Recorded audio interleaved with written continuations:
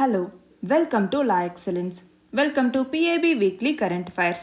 ఈ వీక్ మనం 11th నుంచి 17th వరకు 81st వీక్ కరెంట్ అఫైర్స్ గురించి డిస్కస్ చేసుకుందాం. ముందుగా ఈ వీక్ ఇంపార్టెంట్ ఆర్టికల్స్ ఏంటో చూద్దాం. ఒకటవది వచ్చేసి India state of forest report 2021 గురించి, రెండవది ఇండియాస్ వ్యాక్సినేషన్ డ్రైవ్ గురించి, మూడవది తమిళనాడులో మెడికల్ కాలేజెస్ ఇనాగ్రేషన్ గురించి, నాలుగవది 24వ national conference on e governance గురించి, ఐదవది నేషనల్ స్టార్టప్ అవార్డ్స్ 2021 గురించి, ఆరవది నారీ శక్తి పురస్కార్ 2021కి సంబంధించి, ఏడవది కళాకుంభ్ ఆర్టిస్ట్ వర్క్షాప్స్ గురించి, ఎనిమిదవది మకర సంక్రాంతి గురించి, తొమ్మిదవది మెట్యూరైట్ గురించి, పదవది న్యూ ఇస్రో చైర్మన్కి సంబంధించి, 11వది అస్సాం మేఘాలయ బార్డర్ డిస్ప్యూట్ గురించి, 12వది ఫిషరీస్ స్టార్టప్ గ్రాండ్ ఛాలెంజ్ గురించి, 13వది సోలార్ వేస్ట్ గురించి, 14వది India rooftop solar program గురించి, 15వది గ్లోబల్ రిస్క్ రిపోర్ట్ 2022 గురించి, 16వది వరల్డ్ హిందీ డేకి సంబంధించి, 17వది ఇండియా స్కిల్స్ 2021 గురించి, చివరిగా 18వది రెడ్ శాండర్స్కి సంబంధించి. వీటి గురించి ఈ వీడియోలో మనం డిస్కస్ చేసుకుందాం. ఈ వీక్ మన ఫస్ట్ ఆర్టికల్ వచ్చేసి ఇండియా స్టేట్ ఆఫ్ ఫారెస్ట్ రిపోర్ట్కి సంబంధించి. ఎవరు దీన్ని రిలీజ్ చేశారు అంటే union ministry of environment, forest and climate change అన్నటువంటిది India state of forest report 2021ని రిలీజ్ చేయటం జరిగింది. మనం చూస్తే మనకి ఫారెస్ట్ కన్జర్వేషన్ యాక్ట్ 1980 ఏదైతే ఉందో దానికి సంబంధించి ఒక అమెండ్మెంట్ని 2021వ సంవత్సరంలో అక్టోబర్లో ఈ ministry of environment, forest and climate change అన్నటువంటిది ప్రపోజ్ చేయటం జరిగింది. దాని ద్వారా ఏంటి, ఫారెస్ట్ గవర్నెన్స్లో సిగ్నిఫికెంట్ చేంజెస్ని తీసుకురావాలి అన్నటువంటి లక్ష్యంతో దీన్ని తీసుకొచ్చారు. అయితే దీనికి సంబంధించి ఇండియా యొక్క ఫారెస్ట్ మరియు ట్రీ కవర్ ఎలా ఉంది అనేసి అసెస్ చేయటానికి ప్రతి 2 సంవత్సరాలకి ఒకసారి ఫారెస్ట్ సర్వేని చేపట్టడం జరుగుతుంది. అలా ఫస్ట్ సర్వే అన్నటువంటిది మన దేశంలో 1987వ సంవత్సరంలో చేపట్టారు. ప్రస్తుతం 2021లో తీసుకొచ్చినటువంటి ఈ సర్వే 17వ సర్వే. మనం చూస్తే ఇండియా అన్నటువంటిది ప్రతి 2 సంవత్సరాలకి ఇలాగా ఏదైతే సర్వే చేపడుతుందో అలాంటి చాలా ఫ్యూ కంట్రీస్లో మన ఇండియా కూడా ఒకటి. అయితే ఈ సర్వేలో మొత్తం 3 రకాల కేటగిరీస్ని చేపట్టడం జరిగింది.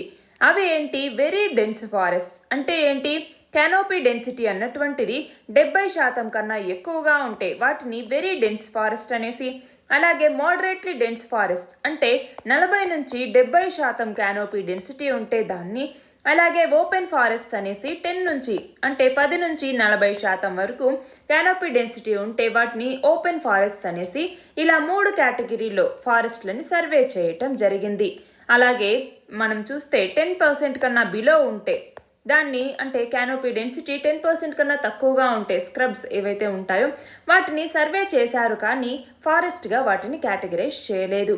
అయితే ఈ India state of forest report 2021కి సంబంధించి కొత్త ఫీచర్స్ ఏంటి అన్నటువంటిది మనం చూస్తే, ఇండియా ఫస్ట్ టైం ఫారెస్ట్ కవర్ని టైగర్ రిజర్వ్స్, టైగర్ కారిడార్స్ మరియు ఏషియాటిక్ లైన్ ఉన్నటువంటి గిర్ ఫారెస్ట్ ఏదైతే ఉందో వాటన్నింటిలో కూడా ఫారెస్ట్ కవర్ని అసెస్ చేయటం జరిగింది.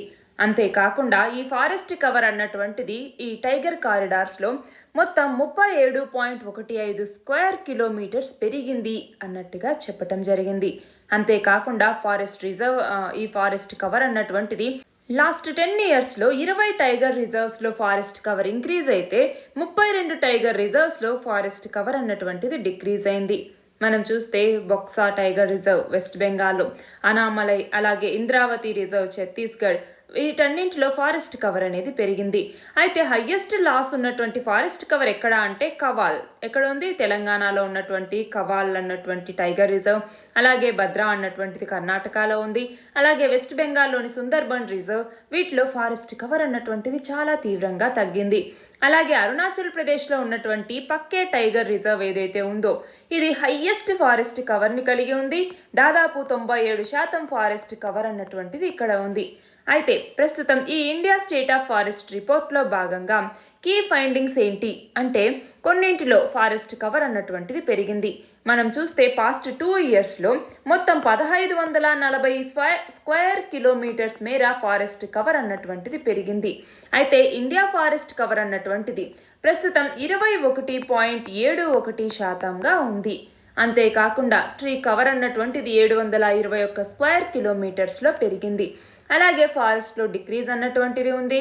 మనం చూస్తే హయ్యెస్ట్ ఇంక్రీజ్ ఫారెస్ట్ కవర్ వచ్చేసరికి ఫస్ట్ ప్లేస్లో ఏపీ ఉంది, మొత్తం 647 స్క్వేర్ కిలోమీటర్స్తో.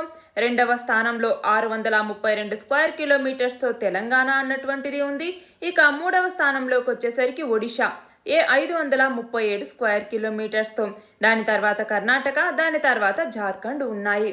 అలాగే నార్త్ ఈస్ట్లోకి వచ్చేసరికి అరుణాచల్ ప్రదేశ్, మణిపూర్, మేఘాలయ, మిజోరాం మరియు నాగాలాండ్ అన్నటువంటిది వీటన్నింటిలో ఫారెస్ట్ కవర్ అన్నటువంటిది చాలా వరకు రెడ్యూస్ అయింది. అలాగే హయ్యెస్ట్ ఫారెస్ట్ కవర్ ఏరియా ఉన్నటువంటిది మనం చూస్తే ఏరియా వైజ్ వచ్చేసరికి మధ్యప్రదేశ్ అన్నటువంటిది largest forest cover in the country. దాని తర్వాత అరుణాచల్ ప్రదేశ్, దాని తర్వాత ఛత్తీస్గఢ్, దాని తర్వాత ఒడిషా, దాని తర్వాత మహారాష్ట్ర. అసలు ఫారెస్ట్ ఏరియా అని దేనిని పిలుస్తాము? మనం చూస్తే ఈ ఫారెస్ట్ కవర్ అన్నటువంటి ఈ పదం ఏదైతే టర్మ్ ఏదైతే ఉందో అది ఏంటి అంటే ఏదైనా ఒక ల్యాండ్ మీద చెట్లు ఎంతవరకు ప్రెజెన్స్ అయి ఉంటాయో దాన్ని ఇండికేట్ చేసేటటువంటిది ఫారెస్ట్ కవర్ అన్నటువంటిది. అయితే ఫారెస్ట్ ఏరియా అంటే ఏంటి? గవర్నమెంట్ రికార్డ్స్ ప్రకారం ఆ ల్యాండ్కి సంబంధించి అంటే ఒక లీగల్ స్టేటస్ని డినోట్ చేసేటటువంటి ఒక టర్మ్ ఫారెస్ట్ ఏరియా అన్నటువంటిది. అలాగే మ్యాంగ్రూవ్స్కి సంబంధించి 17 స్క్వేర్ కిలోమీటర్స్లో మ్యాంగ్రూవ్స్ యొక్క ఏరియా అన్నటువంటిది పెరిగింది. అంటే ఇండియా యొక్క టోటల్ మ్యాంగ్రూవ్ కవర్ అన్నటువంటిది ప్రస్తుతం 4992 కిలోమీటర్లుగా ఉంది. ఇక్కడ చూడండి, మ్యాంగ్రూవ్ కవర్ అన్నటువంటిది 4992 స్క్వేర్ కిలోమీటర్స్ అంటే 0.15% అన్నమాట. అలాగే ఫారెస్ట్ కవర్ అన్నటువంటిది టైగర్ రిజర్వ్స్లో ఎంత ఉంది అన్నట్టుగా చెప్పారు. అలాగే బ్యాంబూ కర్మ్స్ యొక్క ఇంక్రీజ్ అనేది ఎంత ఉంది అన్నట్టుగా ఇక్కడ ఇవ్వటం జరిగింది. కార్బన్ స్టాక్ అన్నటువంటిది ఎంత ఉంది అంటే టోటల్ కార్బన్ స్టాక్ మన ఇండియాలో అంటే ఫారెస్ట్లో మొత్తం 7,204 మిలియన్ టన్నులుగా ఉంది. మనం చూస్తే 2019 నుంచి కూడా 79.4 మిలియన్ టన్స్ ఇది ఇంక్రీజ్ అయింది అన్నట్టుగా చెప్పచ్చు.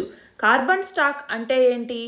అట్మాస్ఫియర్లో ఏదైతే కార్బన్ అన్నటువంటిది సీక్వెస్ట్రేషన్ అంటే మనం చూస్తే ఫారెస్ట్ ఎకోసిస్టంలో ఏదైతే స్టోర్ అయి ఉందో మెయిన్గా ఒక లివింగ్ బయోమాస్గా కానీ సాయిల్లో కానీ అలాగే డెడ్ వుడ్లో కానీ లిటర్లో కానీ ఇలాగా ఏదైతే కార్బన్ అన్నటువంటిది ఆ అమౌంట్ ఆఫ్ కార్బన్ అన్నటువంటిది ఉందో దాన్ని కార్బన్ స్టాక్ అనేసి మనం పిలుస్తాము. అలాగే fire prone area forest area అన్నటువంటిది మొత్తం ఫారెస్ట్ కవర్లో 35.47%గా ఉంది. అలాగే లార్జెస్ట్ ఫారెస్ట్ కవర్ ఉన్నటువంటి సిటీ ఏది అంటే ఢిల్లీ.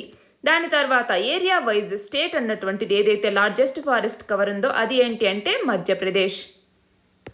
అలాగా మొత్తం ఇక్కడ చూడండి కంట్రీలో ఉన్నటువంటి ఫారెస్ట్ కవర్ ఎంత అంటే టోటల్ జియోగ్రఫికల్ ఏరియాలో 21.71%గా ఉంది.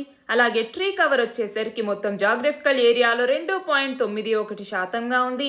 అలాగే టోటల్ ఫారెస్ట్ మరియు ట్రీ కవర్ వచ్చేసరికి టోటల్ జాగ్రఫికల్ ఏరియాలో 24.62%గా ఉంది. మన నెక్స్ట్ ఆర్టికల్ వచ్చేసి ఇండియాస్ వ్యాక్సినేషన్ డ్రైవ్ గురించి. మన దేశంలో వ్యాక్సినేషన్ డ్రైవ్ ఎప్పుడు మొదలైంది? మనం చూస్తే జనవరి 16వ తేదీ 2021లో మన దేశంలో ప్రపంచంలోనే అతిపెద్ద వ్యాక్సినేషన్ డ్రైవ్ అన్నటువంటిది మొదలైంది. అలాంటి ఈ వ్యాక్సినేషన్ డ్రైవ్ అన్నటువంటిది తీసుకొచ్చి సంవత్సరం కంప్లీట్ అయినటువంటి సందర్భంగా ఈ ఆర్టికల్ని ఇవ్వటం జరిగింది. ఇందులో భాగంగా మనం చూస్తే ఇప్పటి వరకు కూడా మొత్తం 156.37 కోట్ల డోసుల్ని ఇప్పటికే ఇవ్వటం జరిగింది. అంతేకాకుండా రూరల్ ఇండియాలోనే 99 కోట్ల డోసెస్ని కంప్లీట్ చేశారు. అలాగే ఉమెన్కి 76 కోట్ల డోసెస్ అనేవి కంప్లీట్ అయ్యాయి. అలాగే ట్రైబల్స్కి 11 కోట్ల డోసుల్ని ఇవ్వటం జరిగింది అన్నట్టుగా ఇక్కడ చెప్పటం జరిగింది. అయితే మనం చూస్తే ఈ డ్రైవ్ అన్నటువంటిది జనవరి 16న స్టార్ట్ అయింది. ఫస్ట్ ఫేజ్లో హెల్త్ కేర్ వర్కర్స్కి ఇందులో ఇచ్చారు. తర్వాత ఫ్రంట్ లైన్ వర్కర్స్కి ఫిబ్రవరి 2వ తేదీ నుంచి ఇచ్చారు. ఆ తర్వాత ఫేజ్లో మనం మార్చి 1వ తేదీ నుంచి కూడా 60 ఇయర్స్ ప్లస్ ఉన్నటువంటి వాళ్ళకి అలాగే 45 ఇయర్స్ పైన ఉండి కోమార్బిడ్ కండిషన్స్ ఉన్నటువంటి వాళ్ళకి ఇచ్చారు. దాని తర్వాత ఏప్రిల్ 1వ తేదీ నుంచి వ్యాక్సినేషన్ అన్నటువంటిది 45 సంవత్సరాల పైబడినటువంటి వాళ్ళకి ఇవ్వటం జరిగింది. ఆ తర్వాత మే 1వ తేదీన 18 ఇయర్స్ పైన ఉన్నటువంటి వాళ్ళకి వ్యాక్సినేషన్ డ్రైవ్ అన్నటువంటిది స్టార్ట్ అయింది. దాని తర్వాత మనం ప్రస్తుతం 2022 జనవరి 3వ తేదీ నుంచి కూడా 15 నుంచి 18 సంవత్సరాల వయసు కలిగినటువంటి వాళ్ళకి కోవిడ్ వ్యాక్సినేషన్ డ్రైవ్ని ప్రారంభించటం జరిగింది. అలాగా ఇప్పటి వరకు కూడా మనం చూస్తే దాదాపు 6 లక్షల వ్యాక్సిన్ డోసెస్ని ఎవరైతే ఇన్మేట్స్ ఉంటారో అంటే ప్రిజన్లో ఉన్నటువంటి వాళ్ళకు ఉంటారో వాళ్ళకి ఇవ్వటం జరిగింది. దాదాపు ట్రైబల్ డిస్ట్రిక్ట్స్లో 11 కోట్ల మందికి ఇచ్చారు. దాదాపు 40 కోట్ల వ్యాక్సిన్ డోసెస్ని హోమ్ కోవిడ్ వ్యాక్సినేషన్ సెంటర్స్లోనే ఇవ్వటం జరిగింది. ఇక్కడ చూడండి, దీని సందర్భంగా మనకి ఒక పోస్టల్ స్టాంప్ని కూడా రిలీజ్ చేయటం జరిగింది.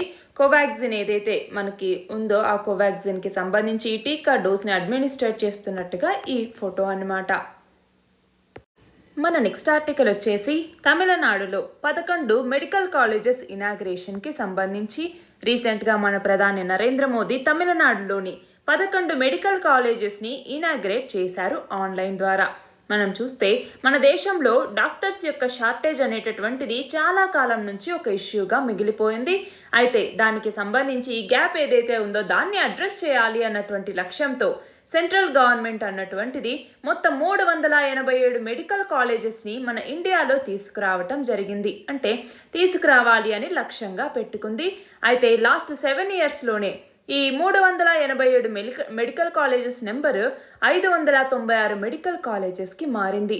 అంటే దాదాపు 54% ఇంక్రీజ్ అన్నటువంటిది దీంట్లో కనపడింది. అయితే మనం చూస్తే 2014వ సంవత్సరంలో ఇండియా అన్నటువంటిది మనం చూస్తే దాదాపు 82,000 medical undergraduate postgraduate సీట్స్ని కలిగి ఉంది. అయితే లాస్ట్ 7 yearsలో ఈ నెంబర్ ఏదైతే ఉందో అది 148,000 సీట్స్కి పెరిగింది. అంటే దాదాపు 80% సీట్స్ నెంబర్ అనేటటువంటిది పెరిగింది. అలాగే 2014లో మనం చూస్తే ఓన్లీ 7 ఎయిమ్స్ మాత్రమే మన దేశంలో ఉండేవి. 2014 తర్వాత ఈ నెంబర్ అన్నటువంటిది 22కు పెరిగింది. అంతేకాకుండా మెడికల్ ఎడ్యుకేషన్ సెక్టార్ని మరింత ట్రాన్స్పరెంట్గా తీసుకురావటానికి మేము ఇంకా ప్రయత్నిస్తున్నాము అన్నట్టుగా మన ప్రధాని చెప్పారు. అంతేకాకుండా ఈ 11 మెడికల్ కాలేజెస్ ద్వారా ఎంబీబీఎస్ సీట్స్ 1450 వరకు పెరుగుతాయి. దీనివల్ల మెడికల్ ఎడ్యుకేషన్ అఫోర్డబుల్గా మారుతుంది, హెల్త్ ఇన్ఫ్రాస్ట్రక్చర్ అనేది ఇంప్రూవ్ అవుతుంది అన్నట్టుగా చెప్పటం జరిగింది. మన నెక్స్ట్ ఆర్టికల్ వచ్చేసి 24th national conference on e governance 2021 గురించి. దీనిని ఎవరు ఆర్గనైజ్ చేశారు అంటే department of administrative reforms and public grievances. ఇది దేని కింద ఉంటుంది? Ministry of personal public grievances and pensions కింద ఉంటుంది. అది అలాగే మెయిటీ అంటే ministry of electronics and information technology ministry. ఇవి రెండూ కలిసి తెలంగాణ స్టేట్ గవర్నమెంట్తో టీఎస్ గవర్నమెంట్తో కలిసి ఈ 24th national conference on e governance అన్నటువంటి దాన్ని ఆర్గనైజ్ చేయటం జరిగింది. దీన్ని దేనికోసం తీసుకొచ్చారు? ఈ గవర్నెన్స్కి సంబంధించి లేటెస్ట్ టెక్నాలజీస్ ఏవైతే ఉంటాయో వాటిని ప్రమోట్ చేయటానికి, దానికి సంబంధించి ఆ ఐడియాస్ యొక్క కన్స్ట్రక్టివ్ ఎక్స్చేంజ్కి ఒక ప్లాట్ఫామ్గా ఉండాలి అన్నటువంటి లక్ష్యంతో ఈ కాన్ఫరెన్స్ని నిర్వహించారు. ఈ గవర్నెన్స్కి సంబంధించి ఒక డిక్లరేషన్ని కూడా, అది కూడా హైదరాబాద్ డిక్లరేషన్ అన్నటువంటి దాన్ని అడాప్ట్ చేసుకోవటం జరిగింది. ఈ కాన్ఫరెన్స్లో గవర్నమెంట్ ఆఫ్ ఇండియా అలాగే స్టేట్ గవర్నమెంట్స్ రెండూ కలిసి సిటిజన్ సర్వీసెస్లో కొన్ని ట్రాన్స్ఫర్మేషన్స్ తీసుకురావాలి. అంటే ఆధార్, యూపీఐ, డిజిలాకర్, ఉమాంగ్, ఈసైన్ ఇవేవైతే ఉన్నాయో వీటన్నింటిలో కూడా ఒక ఫ్రేమ్వర్క్ అనేది తీసుకురావాలి. అలాగే ప్రస్తుతం ఉన్నటువంటి national level public digital platforms ఏవైతే ఉన్నాయో అంటే మనం చూస్తే కీ సోషల్ సెక్టార్స్ అయినటువంటి హెల్త్, ఎడ్యుకేషన్, అగ్రికల్చర్ ఇలా వీటన్నింటిలో కూడా ఇంటరాపరబుల్ ఆర్కిటెక్చర్ని అంటే దాన్ని అడాప్ట్ చేసుకునేలాగా కనెక్టెడ్ సర్వీసెస్ని ఫాస్ట్ ట్రాక్గా ఇంప్లిమెంట్ చేయాలి అన్నటువంటి లక్ష్యంతోనూ, అలాగే డేటా గవర్నెన్స్ ఫ్రేమ్వర్క్ని ఆపరేషనలైజ్ చేయాలి. అలాగే ఈ ఎమర్జింగ్ టెక్నాలజీస్ అయినటువంటి artificial intelligence, machine learning, block chain, 5G, augmented reality, virtual reality ఇలా వీటన్నింటినీ కూడా సోషల్ ఎంపవర్మెంట్కి రెస్పాన్సిబుల్గా ఉండేలాగా వాటిని తీసుకురావాలి. అలాగే ఇండియాని ఈ ఎమర్జింగ్ టెక్నాలజీస్లో ఒక గ్లోబల్ హబ్గా క్రియేట్ చేయాలి. అలాగే ఈ గవర్నమెంట్ ఇన్ఫ్రాస్ట్రక్చర్ ఏదైతే ఉంటుందో వాటికి సంబంధించి టెక్నాలజికల్ సొల్యూషన్స్ని తీసుకురావాలి. అంటే రెసిలియన్స్గా ఉండేలాగా దీన్ని తీసుకురావాలి. అలాగే అన్ని స్టేట్స్ మరియు డిస్ట్రిక్ట్ పోర్టల్స్ని కూడా ఈ centralised public grievances redress and monitoring system అన్నటువంటి దానికి, అంటే ఇది పబ్లిక్ గ్రీవెన్సెస్కి సంబంధించి రిడ్రెసల్కి సంబంధించి తీసుకొచ్చారనమాట. అలాగే national e governance service delivery assessment 2021, దీనిని మెయిటీ, అలాగే మనం చూస్తే ఈ మెయిటీ అన్నటువంటి దాంతో కొలాబరేట్ అయ్యి దీన్ని ఈ గవర్నెన్స్ ల్యాండ్స్కేప్ని ఇంప్రూవ్ అవ్వడానికి తీసుకొచ్చారు. అయితే ఈ సంవత్సరం మనం చూస్తే ఈ నేషనల్ ఈ గవర్నెన్స్ అవార్డ్స్ ఏవైతే ఉన్నాయో దీనిని ఈ ఇనాగ్రల్ సెషన్లో భాగంగా ఈ నేషనల్ ఈ గవర్నెన్స్ అవార్డ్స్ని ఇవ్వటం జరిగింది. అలా 26 అవార్డ్స్ని 6 కేటగిరీస్లో ఇచ్చారనమాట. ఈ అవార్డ్స్ని మనం చూస్తే 2003 సంవత్సరం నుంచి కూడా ఇస్తూ వస్తున్నారు. అయితే ఈ సంవత్సరం ఈ 24వ national conference on e governance యొక్క థీమ్ ఏంటి అంటే India's decade digital governance in a post pandemic world అన్నటువంటిది ఈ సంవత్సరం ఈ 2021కి సంబంధించి ఈ కాన్ఫరెన్స్ యొక్క థీమ్గా తీసుకున్నారు. మనం తెలుసు ఈ గవర్నెన్స్ అంటే ఏంటి, ఇన్ఫర్మేషన్ మరియు కమ్యూనికేషన్ టెక్నాలజీ ఐసీటీని యూజ్ చేసి గవర్నమెంట్ అన్నటువంటిది గవర్నమెంట్ సర్వీసెస్ని ఇన్ఫర్మేషన్ని ఎక్స్చేంజ్ చేసుకోవటానికి, కమ్యూనికేషన్ ట్రాన్సాక్షన్స్కి, అలాగే కొన్ని స్టాండ్ అలోన్ సిస్టమ్స్ మరియు సర్వీసెస్ యొక్క ఇంటిగ్రేషన్కి వాడేటటువంటి ఆ గవర్నెన్స్లో టెక్నాలజీని వాడటాన్ని మనం ఈ గవర్నెన్స్ అనేసి పిలుస్తాము. అందులో గవర్నమెంట్ టు గవర్నమెంట్ అనేసి కొన్ని టైప్స్ ఆఫ్ ఇంటరాక్షన్స్ ఉంటాయి. అవి G2G అనేసి, అలాగే అంటే గవర్నమెంట్ టు గవర్నమెంట్ అనేసి, అలాగే G2C అనేసి అంటే గవర్నమెంట్ టు సిటిజన్ అనేసి, అలాగే G2B అనేసి అంటే గవర్నమెంట్ టు బిజినెస్ మ్యాన్ అనేసి, అలాగే గవర్నమెంట్ టు ఎంప్లాయీస్ అనేసి G2E అనేసి ఈ రకాలన్నీ ఇందులో ఉంటాయి. దీని ద్వారా ఈ గవర్నెన్స్ని గవర్నమెంట్కి, సిటిజన్స్కి మరియు బిజినెసెస్కి సింప్లిఫై చేయాలి, సపోర్ట్ ఇవ్వాలి అన్నటువంటి ఆబ్జెక్టివ్తో దీన్ని తీసుకొచ్చారు. అలాగే కరప్షన్ని రెడ్యూస్ చేయాలి, సర్వీసెస్ మరియు ఇన్ఫర్మేషన్ని స్పీడీగా ఇవ్వాలి, అలాగే బిజినెసెస్కి సంబంధించి డిఫికల్టీస్ ఏవైతే ఉన్నాయో వాటిని తొలగించడానికి అంటే రెడ్యూస్ చేయటానికి ఈ లక్ష్యాలన్నింటితోనూ ఈ గవర్నెన్స్ అన్నటువంటి దాన్ని తీసుకొచ్చారు. అయితే దీనికి సంబంధించి కంప్యూటర్ లిటరసీ అన్నటువంటిది మనకి సరిగా లేదు, యాక్సెసిబిలిటీ సరిగా లేదు, హ్యూమన్ ఇంటరాక్షన్ లాస్ అనేది అవుతుంది, అలాగే డేటా థెఫ్ట్ యొక్క రిస్క్ అనేది మనకి ఉంది, అలాగే అడ్మినిస్ట్రేషన్కి సంబంధించి ల్యాక్స్ అనేటటువంటిది ఉంది. ఇవన్నీ కూడా ఈ గవర్నెన్స్కి ఛాలెంజెస్గా నిలుస్తున్నాయి. మన నెక్స్ట్ ఆర్టికల్ వచ్చేసి నేషనల్ స్టార్టప్ అవార్డ్స్ 2021కి సంబంధించి స్టార్టప్ ఇండియా అన్నటువంటి ఇనిషియేటివ్ని 2016వ సంవత్సరం జనవరి 16వ తేదీన లాంచ్ చేయటం జరిగింది. దానిని సెలబ్రేట్ చేస్తూ నేషనల్ స్టార్టప్ డే అన్నటువంటి దాన్ని మనం జరుపుకుంటాము. అందులో భాగంగా నేషనల్ స్టార్టప్ అవార్డ్స్ అన్నటువంటి వాటిని తీసుకురావటం జరిగింది. దానికి సంబంధించినటువంటిదే ఈ ఆర్టికల్. ఇక్కడ ఏంటి, department of promotion of industry and internal trade DPIIT అన్నటువంటిది బ్లాక్ చైన్ ఎనేబుల్డ్ వెరిఫికేషన్ని తీసుకురావటం జరిగింది. అలాగే ఈ డిజీ లాకర్ ఎనేబుల్ చేసినటువంటి DPIIT స్టార్టప్ రికగ్నిషన్ సర్టిఫికెట్ని కూడా లాంచ్ చేయటం జరిగింది. ఈ స్టార్టప్ ఇండియా ఇనిషియేటివ్ ఏదైతే ఉందో దీని కింద ఏంటి, ఒక రోబస్ట్ స్టార్టప్ ఎకోసిస్టమ్ని మన దేశంలో తీసుకురావాలి, అంటే ఇన్నోవేషన్ని ఇందులో పెంచాలి, అలాగే ఎంటర్ప్రెన్యూర్స్కి ఆపర్చునిటీస్ని ప్రొవైడ్ చేయాలి అన్నటువంటి లక్ష్యంతో 2016వ సంవత్సరంలో స్టార్టప్ ఇండియా అన్నటువంటి ఇనిషియేటివ్ని లాంచ్ చేయడం జరిగింది. దీని కింద మొత్తం 3 ఏరియాస్ మీద ఫోకస్ చేస్తారు. అవి ఏంటి, ఒకటి వచ్చేసి సింప్లిఫికేషన్ మరియు హ్యాండ్ హోల్డింగ్కి సంబంధించి, రెండవది సపోర్ట్ని ఇవ్వటం మరియు ఇన్సెంటివ్స్ని ఇవ్వటం గురించి, మూడవది ఇండస్ట్రీ అకాడమియా పార్ట్నర్షిప్ మరియు ఇంక్యుబేషన్కి సంబంధించి. ఈ 3 ఏరియాస్ మీద ఈ స్టార్టప్ ఇండియా ఇనిషియేటివ్ అన్నటువంటిది ఫోకస్ చేస్తుంది.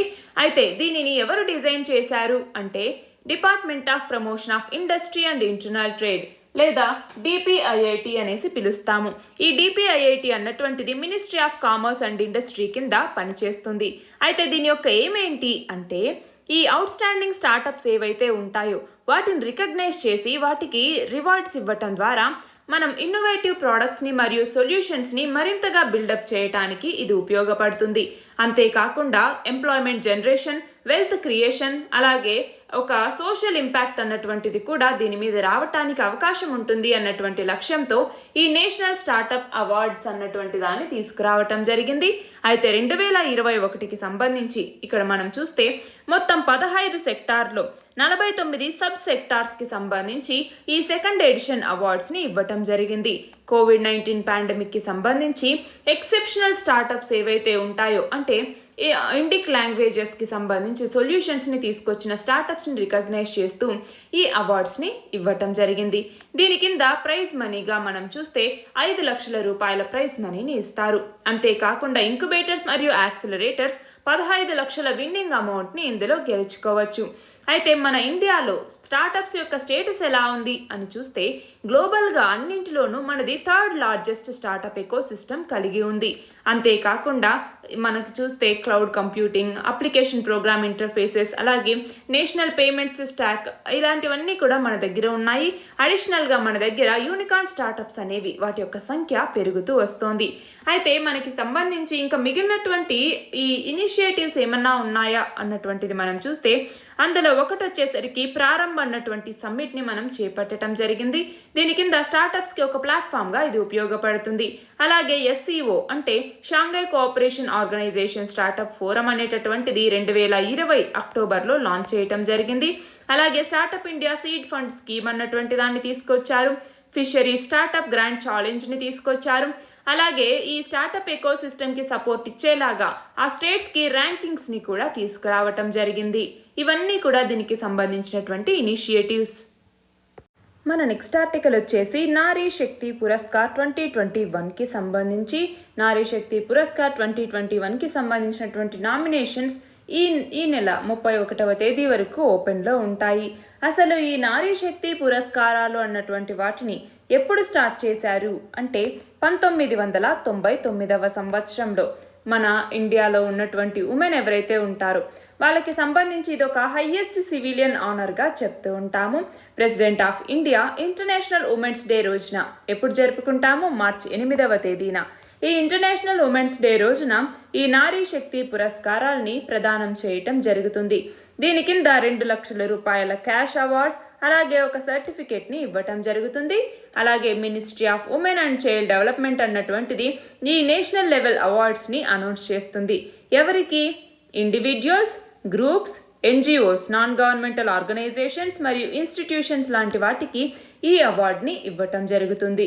దీని కింద ఎవరికి అవార్డ్స్ని ఇస్తారు అంటే ఎవరైతే ఉమెన్ని డెసిషన్ మేకింగ్ రోల్స్లో పార్టిసిపేట్ చేయడానికి ఎంకరేజ్ చేస్తారో, అలాగే ఉమెన్స్కి స్కిల్ డెవలప్మెంట్ని ట్రెడిషనల్ మరియు నాన్ ట్రెడిషనల్ సెక్టార్స్లో ఇవ్వటం జరుగుతుందో, అలాగే రూరల్ ఉమెన్కి బేసిక్ అమ్యూనిటీస్ని ఫెసిలిటేట్ చేస్తారు, అలాగే ఉమెన్ని నాన్ ట్రెడిషనల్ సెక్టార్స్ అంటే science and technology, sports, art, culture ఇలాంటి వాటిలో ప్రమోట్ చేస్తారు. అలాగా మన యొక్క ఉమెన్ యొక్క security, safety, health, wellness, education, life skills, respect, dignity వీటన్నింటిలోనూ సిగ్నిఫికెంట్ వర్క్ని అంటే సిగ్నిఫికెంట్ కాంట్రిబ్యూషన్ని చేసినటువంటి వాళ్ళకి ఈ నారీ శక్తి పురస్కారాలని ఇవ్వటం జరుగుతుంది. దీని ద్వారా మనం సస్టైనబుల్ డెవలప్మెంట్ గోల్ 5 అయినటువంటి ఏంటది? జెండర్ ఈక్వాలిటీ, అలాగే ఎంపవర్ ఉమెన్ అండ్ గర్ల్స్ అన్నటువంటి SDG 5 సస్టైనబుల్ డెవలప్మెంట్ గోల్ 5 ఏదైతే ఉందో దాన్ని అచీవ్ చేయటానికి ఇది ఒక ఆపర్చునిటీగా, ఒక హెల్ప్ చేస్తుంది అన్నట్టుగా మనం చెప్పచ్చు.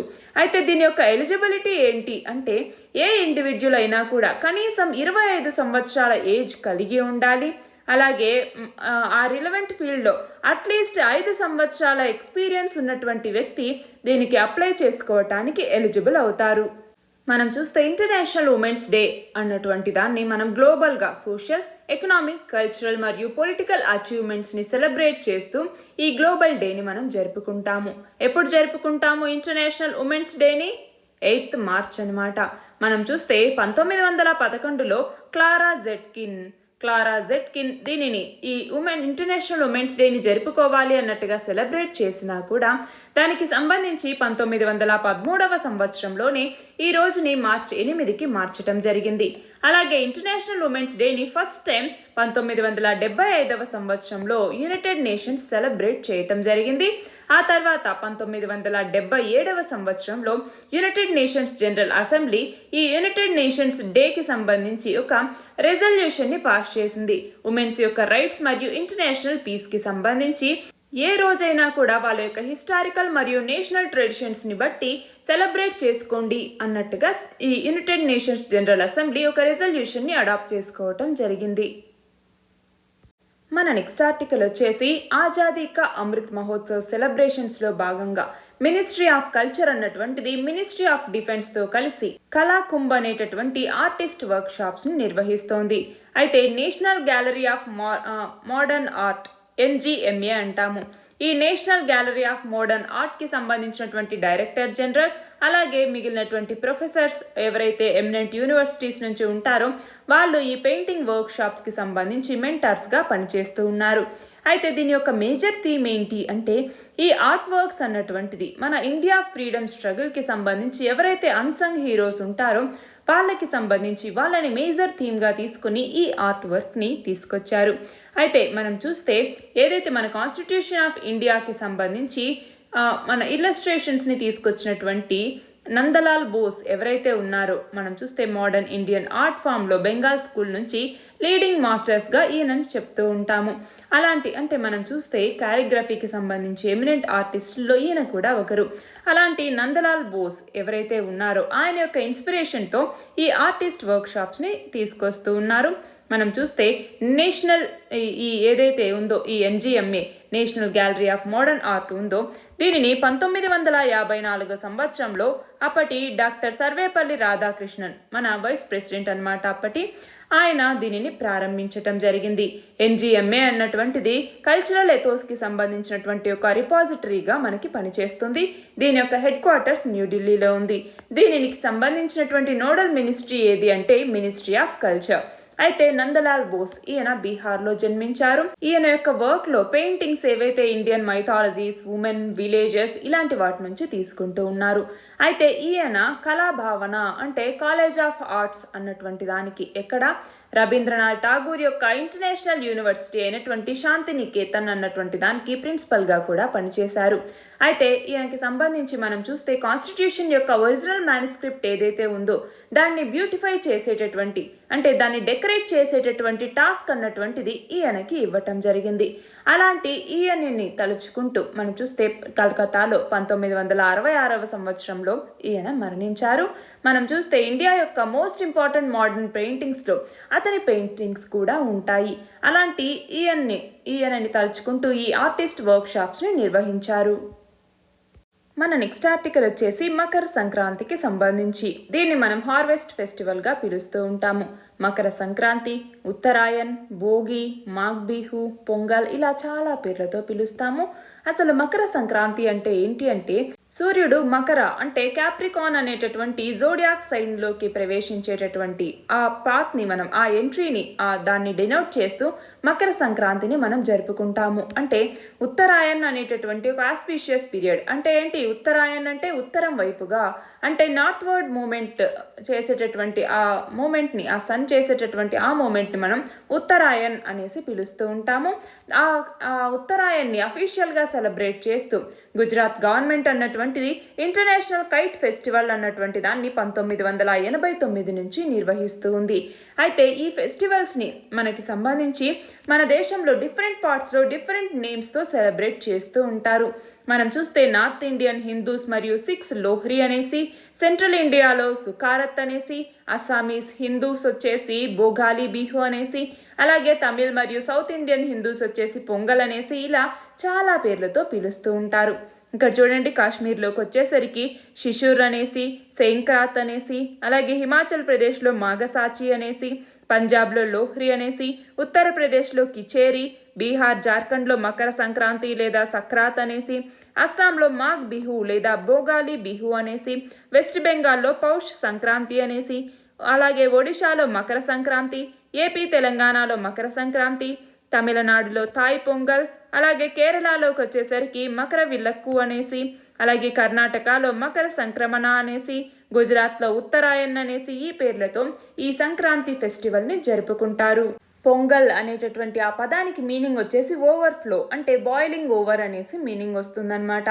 మనం చూస్తే ఈ మంత్లోకి వచ్చేసరికి క్రాప్స్ అంటే రైస్ ఇలాంటివి హార్వెస్ట్ చేసిన తర్వాత పీపుల్ వాళ్ళ యొక్క గ్రాటిట్యూడ్ని చూపించటానికి అంటే ఆ ల్యాండ్ మీద జనరాసిటీని చూపించటానికి దేవుడికి సమర్పించటం జరుగుతుంది.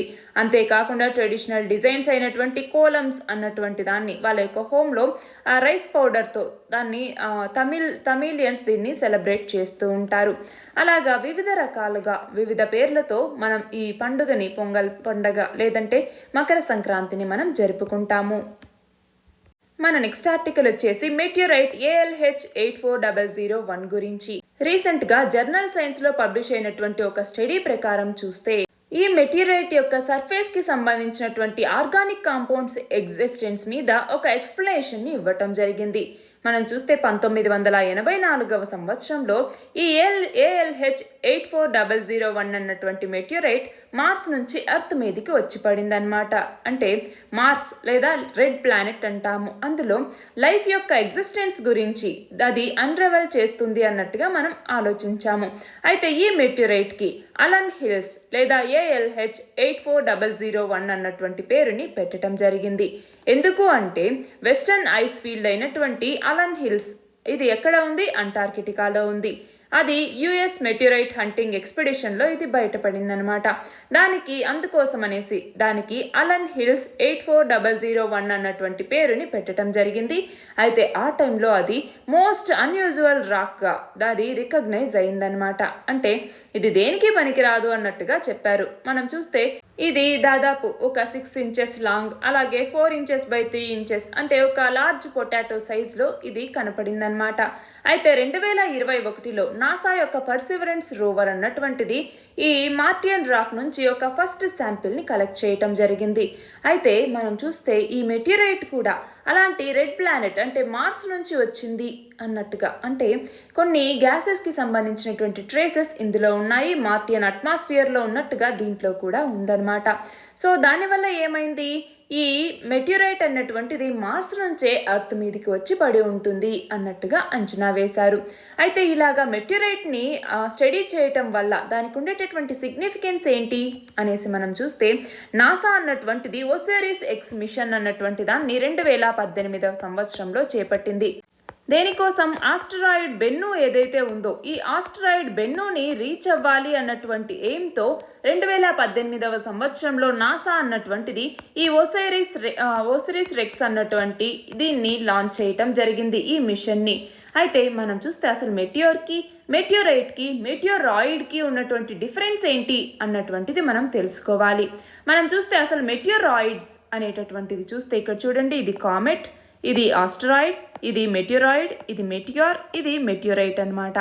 ఏంటి అసలు మెటియోరాయిడ్స్ అంటే చిన్న ఇసుక గ్రెయిన్ ఏదైతే ఉంటుందో దాని నుంచి చిన్న ఆస్ట్రాయిడ్ సైజులో ఉండేటటువంటి ఆ ఆబ్జెక్ట్ని మనం మెటియోరాయిడ్స్ లేదా స్పేస్ రాక్స్ అనేసి పిలుస్తూ ఉంటాము. అయితే ఈ మెటియోరాయిడ్స్ అన్నటువంటిది ఎప్పుడైతే ఎర్త్ అట్మాస్ఫియర్లోకి ఎంటర్ అవుతుందో దాన్ని మనం మెటియోర్ అనేసి పిలుస్తూ ఉంటాము. అయితే మెటియోరాయిడ్ అన్నటువంటిది ఎర్త్ అట్మాస్ఫియర్లోకి రీచ్ అయ్యి అది గ్రౌండ్కి గనక రీచ్ అయ్యి అంటే గ్రౌండ్ని గనక హిట్ చేసింది అనుకోండి, దాన్ని మెటియోరైట్ అనేసి మనం పిలుస్తూ ఉంటాము. మన నెక్స్ట్ ఆర్టికల్ వచ్చేసి కొత్త ఇస్రో చైర్మన్కి సంబంధించి. రీసెంట్గా ఎస్ సోమనాథ్, ఈయన ఒక ఎమినెంట్ రాకెట్ సైంటిస్ట్ అనమాట. ఈయనని ఇస్రోకి సంబంధించి కొత్త చైర్మన్గా అపాయింట్ చేస్తూ ఉన్నారు.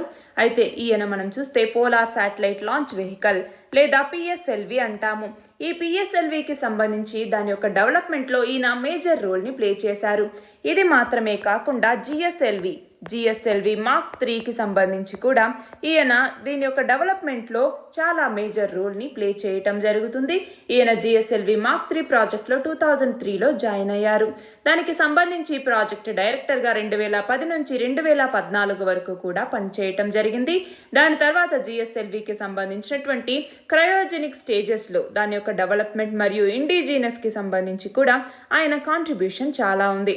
అయితే మన దేశంలో ఇస్రో అన్నటువంటిది ఒక పయనీర్ స్పేస్ ఎక్స్ప్లోరేషన్ ఏజెన్సీ. దీని యొక్క హెడ్ క్వార్టర్స్ ఎక్కడ ఉంది? బెంగళూరులో దీని యొక్క హెడ్ క్వార్టర్స్ అన్నటువంటిది ఉంది ఇస్రోకి సంబంధించి. అయితే మన భారతదేశంలో ఇస్రో అన్నటువంటి దాన్ని మనం 1969లో ఇది ఫామ్ అయింది.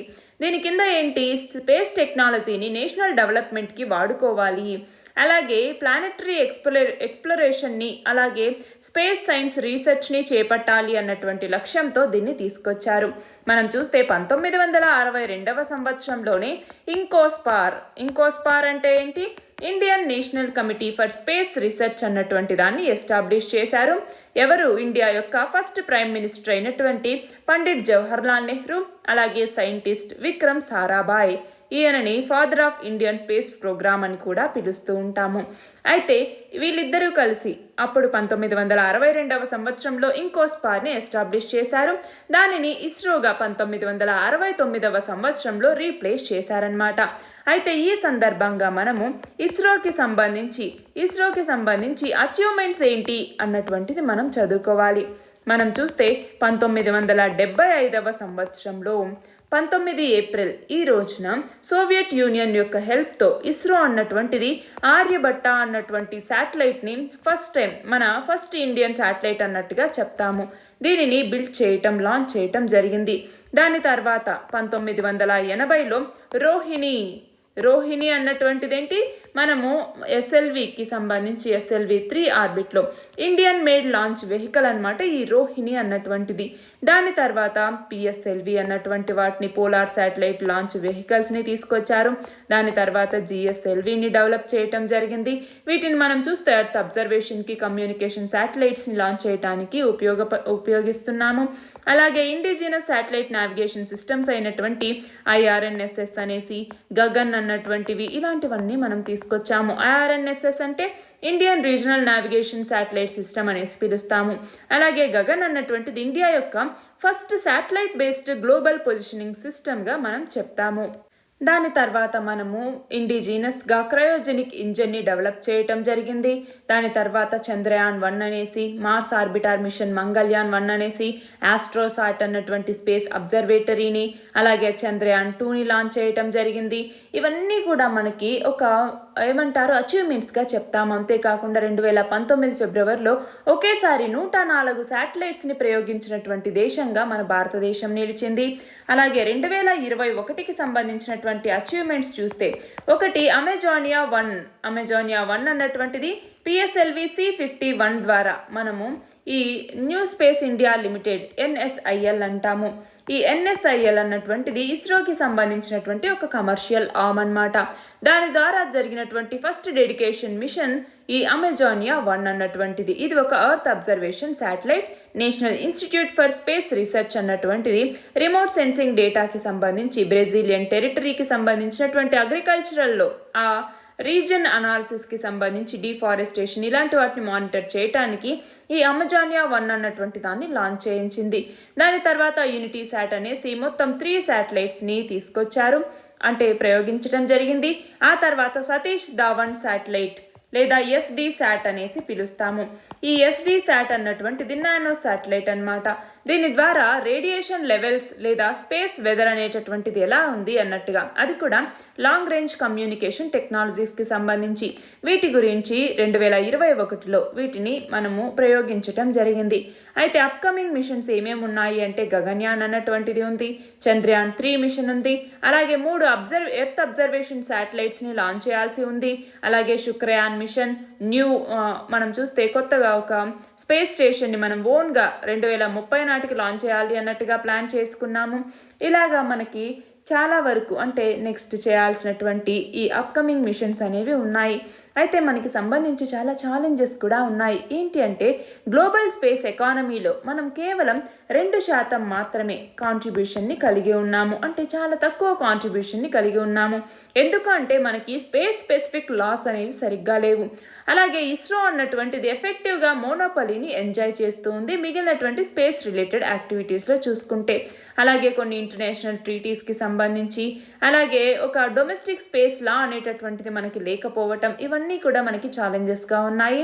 అయితే స్పేస్ రెవల్యూషన్కి సంబంధించి మనం చూస్తే నేషనల్ స్పేస్ ట్రాన్స్పోర్టేషన్ పాలసీ అనేసి, అలాగే ఇన్ స్పేస్ అన్నటువంటి ఒక ఇనిషియేటివ్ని తీసుకొచ్చాము. అలాగే న్యూ స్పేస్ ఇండియా లిమిటెడ్ అన్నటువంటిది కమర్షియల్ ఆర్మ్గా పనిచేస్తుంది. అలాగే ఇండియన్ స్పేస్ అసోసియేషన్ అన్నటువంటి దాన్ని తీసుకొచ్చాము.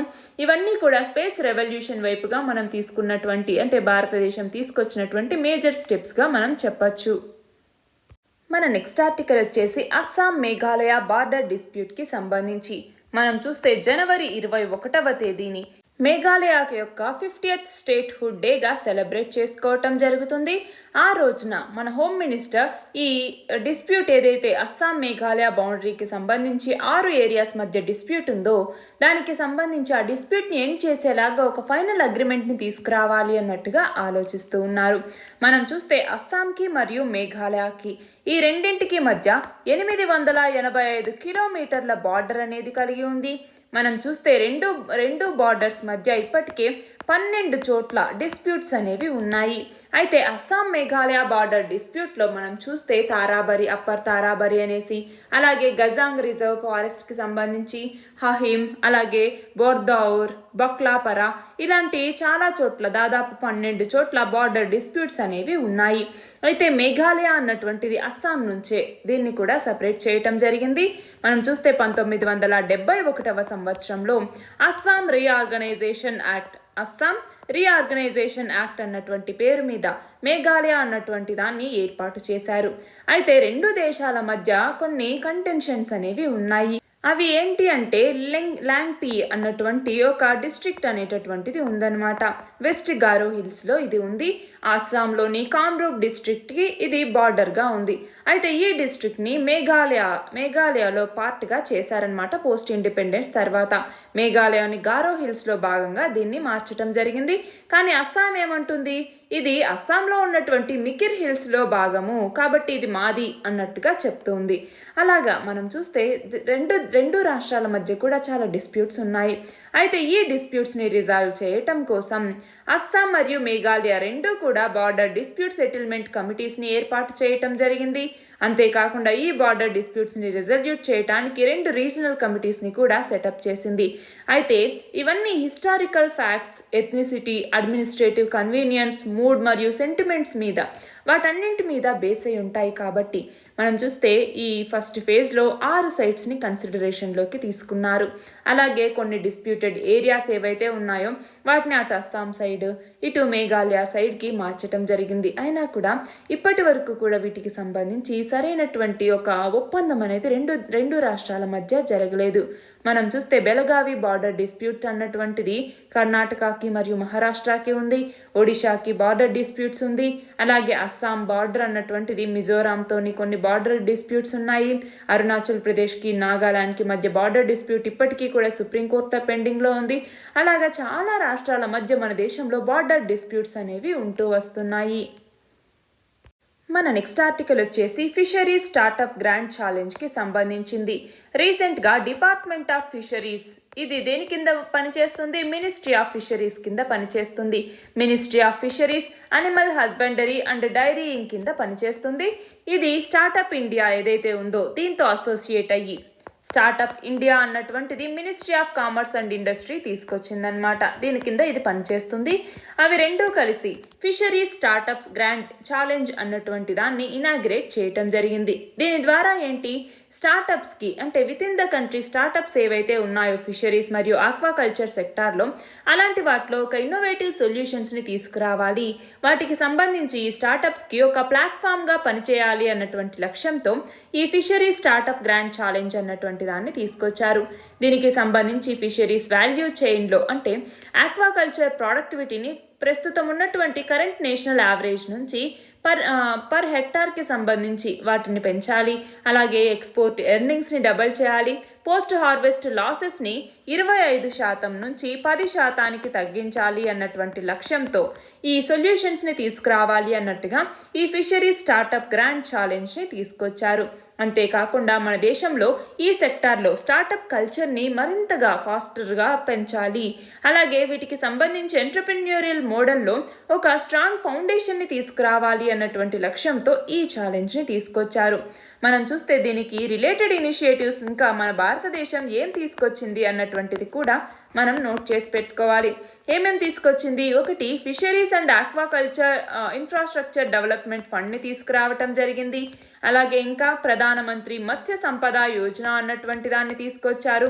బ్లూ రెవల్యూషన్ అన్నటువంటి దాన్ని తీసుకురావటం జరిగింది.